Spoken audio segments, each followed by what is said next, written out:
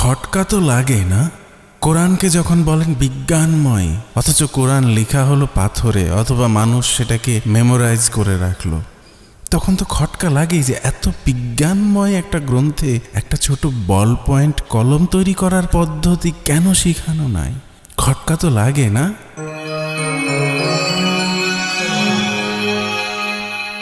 একটা মানুষ দাবি করে যে তার সাথে স্বয়ং সৃষ্টিকর্তার যোগাযোগ আছে, যিনি সব জানেন, সব কিছু বুঝেন, যার কাছে সময় বলে কিছু নেই, আদি অন্ত, যার সব কিছুই জানা। সেই সব জানতার কাছ থেকেও সেই মানুষটি জানতে পারল না যে তার পায়ের নিচেই তেলের ভাণ্ডার রয়েছে, তার পায়ের নিচে অফুরন্ত সম্পদের ভাণ্ডার রয়েছে। সেই সম্পদ উত্তোলন এবং সেটার ব্যবহার তাকে কিছুই শেখানো হলো না।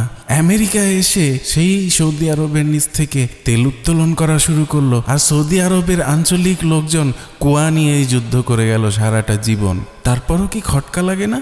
একজন সর্বজ্ঞানীর কাছ থেকে পাওয়া বইয়ে কোথাও ডাইনোসর নেই, কোথাও আম নেই, কোথাও জাম নেই, কোথাও কাঁঠাল নেই, যা কিছু আছে সব কিছু ওই মরুভূমির এ মাথা থেকে ও মাথা। মনে হবে যেন ওটুকের মধ্যেই তার জ্ঞান সীমাবদ্ধ, শুধুমাত্র ওই মানুষগুলোকে নিয়েই তার যত চিন্তা। উত্তর মেরুতে যে 6 মাস টানা একদিন থাকে, সেখানে মানুষগুলো কিভাবে রোজা রাখবে, সেই মানুষগুলোকে নিয়ে কি কোনো চিন্তা ছিল না ওনার? চিন্তা তো থাকবে তখন যখন আগে জানবে যে হ্যাঁ, উত্তর মেরুতে এরকম দিন হয়, 6 মাসেও একদিন হওয়া সম্ভব। এটা তো আগে জানতে হবে, এটা তো জানতো না। সে কিভাবে সর্বজ্ঞানী হয়, কিংবা সর্বজ্ঞানীর সাথে কিভাবে তার সংযোগ থাকতে পারে? খটকা লাগে না ভাই? হ্যাঁ, খটকার কথা আসলেই মনে হবে এগুলো বোঝা আমাদের পক্ষে সম্ভব না। একজন বিশিষ্ট আলেমের কাছে যান। কোরআনেই বলা হচ্ছে কোরআনকে সহজ করে নাজিল করা হয়েছে যাতে সবাই সেটা বুঝতে পারে। আপনি যখনই বলছেন আপনি একজন আলেমের কাছে যান, আপনি যখনই বলছেন আপনি বুঝতে পারবেন না, আমাদের বোঝা সম্ভব না, আলেম লাগবে, ওলামা লাগবে, তখনই আপনি কোরআনের বিরোধিতা করছেন। কোরআনে একবার নয়, 2 বার নাই, স্ক্রিনে দেখেন কতবার বলা হয়েছে সেই একই কথা ঘুরিয়ে ঘুরিয়ে ঘুরিয়ে ঘুরিয়ে কোরআনকে সহজ করে নাজিল করা হয়েছে যাতে সবাই সেটা বুঝতে পারে। আবার কোরআনের সামান্য একটি অংশকেও আপনি অমান্য করতে পারবেন না। যদি সেটা করেন তাহলে আপনি কাফিরদের অন্তর্ভুক্ত হয়ে যাবেন। খটকা লাগে না ভাই? পৃথিবীতে প্রথম বিশ্বযুদ্ধ হয়েছে, দ্বিতীয় বিশ্বযুদ্ধ হয়েছে, অসংখ্য প্যান্ডেমিক এসেছে, প্লেগ এসেছে, করোনা এসেছে। আল্লাহ তার দরজা বন্ধ করে দিয়েছেন সেই 1400 বছর আগেই। সে আর কারো সাথে কথা বলবে না, সে আর কারো সাথে সংযোগ করবে না। সে একটা শেষ নবী দিয়ে চলে গেছে, সে একটা কোরআন দিয়ে চলে গেছে। গোটা পৃথিবী যত কাল টিকে থাকবে সেটার উপর ভিত্তি করেই চলবে। কেন ভাই, আমরা কি মানুষই না? নবী কয়টা বিয়ে করবে? নবীকে 9টা বিয়ে করার পারমিশন দেওয়া হয়েছিল, তারপরেও তিনি আরও অনেকগুলো বিয়ে করেছিলেন কোরআন অমান্য করে। নবীকে একজন শিশুকে বিয়ে করতে হবে সেটা তাকে স্বপ্নে দেখানো হলো। তার স্ত্রীরা রাগ করলে আয়াত নাজিল করা হতো তাদের স্ত্রীদেরকে হুমকি দিয়ে, এবং মুহাম্মদের অন্য আরেক জায়গায় বিয়ে দিয়ে দিবে তারা যদি কথা না শুনে। এই ধরনের হুমকি দিয়ে আয়াত নাজিল করা হতো। অথচ পৃথিবীতে প্রথম বিশ্বযুদ্ধ হলো, দ্বিতীয় বিশ্বযুদ্ধ হলো, অসংখ্য প্যান্ডেমিক আসলো, লক্ষ লক্ষ কোটি কোটি মানুষ মারা গেল, হাজার হাজার মানুষ রেপ্ট হচ্ছে, খুন হচ্ছে, করোনা আসলো। আল্লাহ তার দরজা বন্ধ করে দিয়ে বসে আছে। মুহাম্মদের মৃত্যুর সাথে সাথে আল্লাহর দরজা বন্ধ হয়ে গেছে। যে লোকটা পৃথিবীর একটা মানুষকে নিয়ে এত চিন্তা করত, 22 বছর ধরে একের পর এক যখন যে ঘটনা ঘটতো সেই ঘটনার প্রেক্ষিতে একটা একটা করে আয়াত নাজিল করতো, সে হঠাৎ করে চুপ হয়ে গেল। মানুষকে নিয়ে তার সমস্ত দুশ্চিন্তা হঠাৎ করে উধাও হয়ে গেল। লক্ষ বছর, কোটি বছর মানুষ যত প্রবলেমে পড়ুক, আর কারোর সাথে সে কথা বলবে না। কেন ভাই, আমরা কি মানুষই না? মুহাম্মদের মাথায় উদয় হওয়া একটি সত্তা, মুহাম্মদের মৃত্যুর সাথে সাথেই সেই ঈশ্বরের, সেই আল্লাহর মৃত্যু ঘটবে, এটাই স্বাভাবিক। এখানে অস্বাভাবিকতার কিচ্ছু নেই। এটা পৃথিবীর ফিজিক্সের সাথে খুবই সামঞ্জস্যপূর্ণ। কিন্তু অস্বাভাবিক হচ্ছে সেটাই যখন হাজার হাজার খটকা লাগা সত্ত্বেও আপনারা এখনও বিশ্বাস করেন যে মসজিদ আল্লাহর ঘর, সেখানে আল্লাহ থাকে, কিংবা সর্বত্রই বিরাজমান করে, তিনি সব কিছু দেখছেন, সব কিছু শুনছেন, আপনাদের মোনাজাত তিনি শুনছেন, কিন্তু তিনি কিচ্ছুটি বলছেন না। তিনি আমাদের সামনে প্রকাশও হচ্ছেন না। তিনি আলো আধারির খেলা খেলছেন মানুষের সাথে, তিনি রাগ ঢাক রাখছেন। সর্বশক্তিমান হওয়া সত্ত্বেও তিনি মানুষের সামনে স্পষ্ট হতে পারেন না। সে 1400 বছরের পুরনো নথিপত্র ঘেটে আমাদেরকে ঈশ্বর আবিষ্কার করতে হয়, ঈশ্বরকে চিনতে হয়, ঈশ্বরের বৈশিষ্ট্য সম্পর্কে জানতে হয়, ঈশ্বরের আসল ধর্ম সম্পর্কে জানতে হয়। তিনি নিজে আমাদের সাথে কমিউনিকেট করতে পারেন না। এই সব গোজামিলে যখন আপনারা বিশ্বাস করেন, এখনও অস্বাভাবিক তো সেটাই। একজন সর্বশক্তিমান যে কুন ফায়াকুন বললেই সবকিছু হয়ে যায়, সে একটা কোরআনের সূরা নাজিল করলো আবুল আহাবকে মারার জন্য। আবুল আহাবের ধ্বংস হোক। হয়নি তো। কোরআন আল্লাহর বাণী না? আল্লাহ আবার প্রার্থনা করে সূরা নাজিল করবে? আল্লাহ কি আরো কোনো বড় আল্লাহর কাছে প্রার্থনা করছে যে আবু লাহাব ধ্বংস হোক? খটকা লাগে না ভাই? চাঁদ কোনো আলো না, কোনো মোমবাতি না, একটা উপগ্রহ। সেই উপগ্রহকে একটা মানুষ আঙ্গুলের ইশারায় দ্বিখণ্ডিত করে ফেলেছে, দুইটা খণ্ড করে ফেলেছে। যে লোক একটা পাথরকে কখনো খণ্ড করে দেখায়নি, যে লোকের গায়ে এসে পাথর আঘাত লেগেছে, সে পাথরটাকে দ্বিখণ্ড করে দেখাইতে পারেনি। যে লোকের নিজের দাঁত ভেঙে গেছে, চারটা দাঁত ভেঙে গেছে কুড়ালের আঘাতে, সেই লোক দাবি করেছে একটা উপগ্রহকে দুই খণ্ড করে ফেলেছে। সেই উপগ্রহের মধ্যাকর্ষণের টানে পৃথিবীতে জোয়ার ভাটা হয়। আর সেই উপগ্রহটাকে দুই খণ্ড করে দিল। সামান্য গুটি কতেক মানুষ সেটা দেখলো, সেটা সার্টিফাই করলো। গোটা পৃথিবীর আর কেউ জানলো না, কেউ দেখলো না। কোনো গ্রন্থে লেখা নেই, কোনো ইতিহাস নেই। চীন দেখলো না, আফ্রিকা দেখলো না, ইন্ডিয়া দেখলো না, আমেরিকা দেখলো না, কেউ কিছু দেখলো না। শুধুমাত্র আরব ভূখণ্ডের কয়েকজন মানুষ কসম কেটে কেটে সেইটার সার্টিফিকেট দিচ্ছে আপনারাকে, আর আপনারা সেটা গোগ্রাসে বিশ্বাস করে ফেললেন।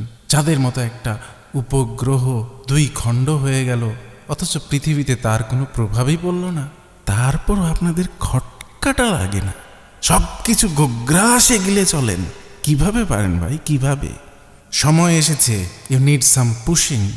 Push yourself. নিজেকে ধাক্কা দেন, জাগান। আর কতকাল ঘুমিয়ে থাকবেন? আর কত? Enough is enough. মিরাজের কথা তো বাদই দিলাম, ওটা তো বর্ণনারও যোগ্য না।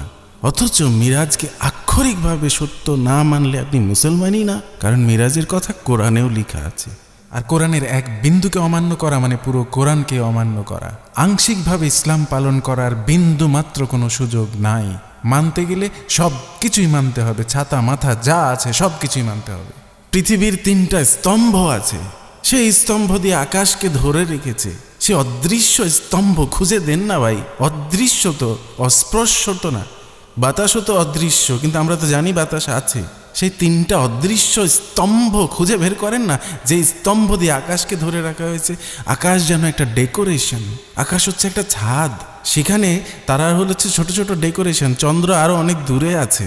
এই ছিল তাদের গ্রহ উপগ্রহ নিয়ে জ্ঞান। এটা অস্বাভাবিক কিছু না। সেই সময়ের মানুষ পৃথিবী থেকে বসে বসে বড়জোর এটুকুই দেখতে পারতো। তারা দেখতে পারতো পৃথিবী স্থির, তার চারপাশে চাঁদ ঘুরছে, তার চারপাশে সূর্য ঘুরছে। অদৃশ্য কোনো পিলার দিয়ে নিশ্চয় এই ছাদটাকে ঠ্যাক দিয়ে রাখা হয়েছে, যাতে মানুষের মাথার উপর ভেঙে না পড়ে। পাহাড় পর্বত দিয়ে পৃথিবীকে ব্যালেন্স করে রাখা হয়েছে। রাতের বেলা সূর্য কিছু একটা নিচে চলে যায়, আবার সকালবেলা উদয় হয়।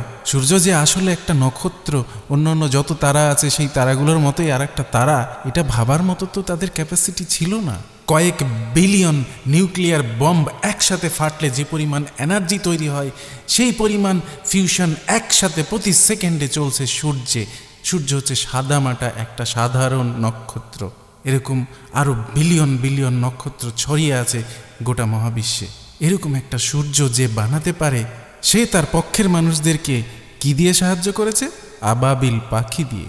এই যুগের একটা গুলতি বয়ের কাছে যেই পাখি ধরাশায়ী হয়ে যাবে, সেই পাখি দিয়ে হেল্প করেছে। যুদ্ধ বিমান তো দূরের কথা, নিউক্লিয়ার বম তো দূরের কথা, সামান্য একটা ট্যাঙ্কও না। সূর্য যে আসলে এত শক্তিশালী কিংবা মহাবিশ্ব যে আসলে এত বিশাল, সে সম্পর্কে তাদের বিন্দুমাত্র কোনো ধারণা ছিল না। তারা যা দেখেছে তাই বলে গেছে, কিন্তু যাই বলে গেছে সেটাই আপনাকে মানতে হবে এই যুগে এসে। কিভাবে? যখন আমাদের স্যাটেলাইট ঘুরে আমাদের পৃথিবীর চারপাশে, আমাদের স্যাটেলাইট যখন সৌরজগৎ পার করে চলে যায় অন্য কোথাও, আমাদের স্যাটেলাইট যখন বৃহস্পতি গ্রহের কাছে যেয়ে ঘুরে আবার পৃথিবীকে দেখায় একটা ছোট্ট ব্লু ডট, দেখো তোমাদের পৃথিবী। সেই যুগে এসেও আপনাকে বিশ্বাস করতে হবে যে সূর্য একটা পঙ্কিল জলাশয়ে যে মাথা ডুবিয়ে থাকে রাতের বেলা, সে কারণে রাত হয়, আবার সেটা সকালবেলা সেই জলাশয়ের ওপর থেকে উঠে আসে।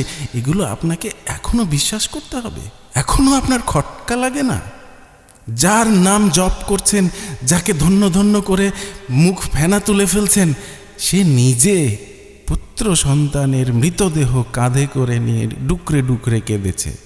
তার এতগুলো স্ত্রী, সন্তান নাই কেন? যে 4টা কন্যা সন্তান মনে করেন যে তার নিজের সন্তান, সিয়ারা মনে করে যে তার আসলে একটা মাত্র সন্তান ফাতেমা। এছাড়া তার আর নিজের ঔরসজাত কোনো সন্তানই ছিল না। খাদিজার পরবর্তীতে একটা দাসী মারিয়ার গর্ভে একটা পুত্র সন্তান হয়েছিল। মাত্র 2-3 বছর বয়সে মারা যায়। এবং সেই পুত্র সন্তানের জন্য নবী মুহাম্মদের হাহাকার লিপিবদ্ধ আছে হাদিসে। যে লোকটা নিজের জন্য কিছু করতে পারেনি সে আপনাদেরকে উদ্ধার করে দিবে, আপনারা সেটা বসে বসে ভাবেন। একটু খটকা লাগে না ভাই?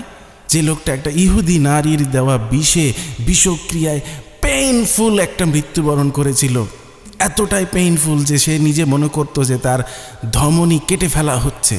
শেষ বয়সে এসে সে অনুতপ্ত হয়েছিল। সে তো জানতো কত মিথ্যা কথা বলে সে মানুষকে তার হয়ে যুদ্ধ করিয়ে নিয়েছে। সেই যুদ্ধে কত অসংখ্য মানুষের প্রাণ গেছে। তার ক্ষমতা প্রতিষ্ঠা করার জন্য কত হাজার হাজার মানুষকে উচ্ছেদ করেছে, কত মানুষকে মেরে ফেলেছে, কত মানুষের সম্পদ লুণ্ঠন করেছে। সে তো জানতো। তখন না সে মানুষকে আবেদন করেছিল যে তোমরা আমার নাম উচ্চারণ করার পরে আমার উপর শান্তি বর্ষিত হোক, এই শব্দটা বলো। সে তো মূলত সব মানুষের কাছ থেকে দোয়া চেয়ে গেছে, আর আপনারা নির্ভর করছেন তার উপরে সে আপনাদেরকে উদ্ধার করে দিবে। সে যখন বলেছিল তার অনুসারীদেরকে যে আমাকে একটা কলম দাও, আমি এমন কিছু লিখে যাব যাতে তোমরা দ্বিধাবিভক্ত না থাকো, তার লোক যদি হাসাহাসি করেছিল নবী পাগল হয়ে গেছে, তাকে কলম দেয়নি।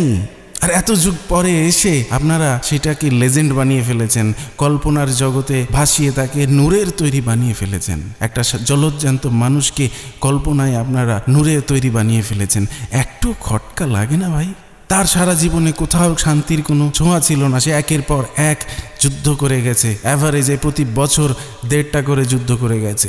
তার মৃত্যুর পরপর স্বয়ং তার স্ত্রী এবং তার কন্যার মধ্যে যুদ্ধ বেঁধে গেছিল, আয়েশা এবং ফাতেমার মধ্যে যুদ্ধ। সেখানে আয়েশার লোকজন এসে প্রেগনেন্ট অবস্থায় ফাতিমাকে লাথি মেরে তার সন্তান নষ্ট করে এবং তার কিছুদিন পরে ফাতিমা মারা যায়। তারপরও বলেন স্বর্ণযুগ, ইসলামে স্বর্ণযুগ, ইসলাম শান্তির ধর্ম। কোথায় সেই শান্তি? একটা উদাহরণ দিয়ে দেখান না, অতীতে না বর্তমানের একটা দেশ দেখান যেখানে শান্তি আছে, যেখানে ইসলাম আছে একসাথে। অথবা অতীতেই দেখান কোথাও কখনো ছিল। প্রতিটা খলিফাকে কতল করা হয়েছে ইসলামের শত্রু ঘোষণা করে, অন্য মুসলিমরাই তাদেরকে কতল করেছে, কোনো ইহুদি নাসারারা নয়। ইসলামের ইতিহাস মানে যুদ্ধের ইতিহাস। তারপরও বলবেন ইসলাম শান্তির ধর্ম। একটু খটকা লাগে না ভাই? শুধু নবী মুহাম্মদ না, আলী, ওমর প্রত্যেকেই গন্ডায় গন্ডায় বিয়ে করে গেছে। তাদের উদ্দেশ্যই ছিল একটাই, তাদের পিছনে সৈন্য সংখ্যা বাড়ানো। তারা যুদ্ধ করে গেছে একের পর এক। তারা নিজেরা কতল হয়েছে, তারা অন্য মানুষকে কতল করে গেছে। তারা নিজেরা একে অন্যের কন্যাকে বিয়ে করেছে, বোনকে বিয়ে করেছে। আলী মুহাম্মদ ভাই ছিল, তারা একে অন্যের বোনকে বিয়ে করেছে, কন্যাকে বিয়ে করেছে। ওমর তো মুহাম্মদের নাতিকেও বিয়ে করেছে। একই সাথে তারা ভাই, শ্বশুর, নাতি, জামাই। খটকা লাগে না ভাই? আলী মুহাম্মদের চাচাতো ভাই বলে কি সব কিছু ডিসমিস হয়ে গেল? কোন চাচাতো ভাই? মুহাম্মদের তো বাপ মা তাকে লালন পালন করেনি। শৈশব থেকে যে চাচা তাকে লালন পালন করেছে সেই চাচাও কি তার পিতৃতুল্য নয়? সেই চাচার সন্তান কি তার নিজের ভাই নয়? আর বাদ দেন, আপনারা পারবেন আপনাদের চাচাতো ভাইকে আপনাদের জামাতা বানাইতে? এই যুগের প্রতিটা মানুষই মুহাম্মদ এবং সেই সময়কার সাহাবীগণদের থেকে অধিক নৈতিকতা গুণ সম্পন্ন। আপনারা পারবেন না আপনাদের পালিত পুত্রের বউকে বিয়ে করতে চক্রান্ত করে।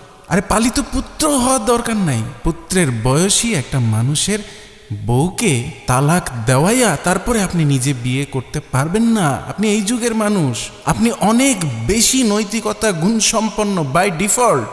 তারপরও আপনারা নাম জপ করবেন, মোহাম্মদ করে মুখে ফেনা তুলে দিবেন। আপনাদের একটু খটকা লাগে না ভাই? খটকা সবারই লাগে, আমি জানি ভালো করে, খটকা সবারই লাগে। কিন্তু সেই খটকার বেশিক্ষণ টিকে না, কারণ শৈশবেই আপনাদের মগজ ধোলাই করে ফেলা হয়েছে।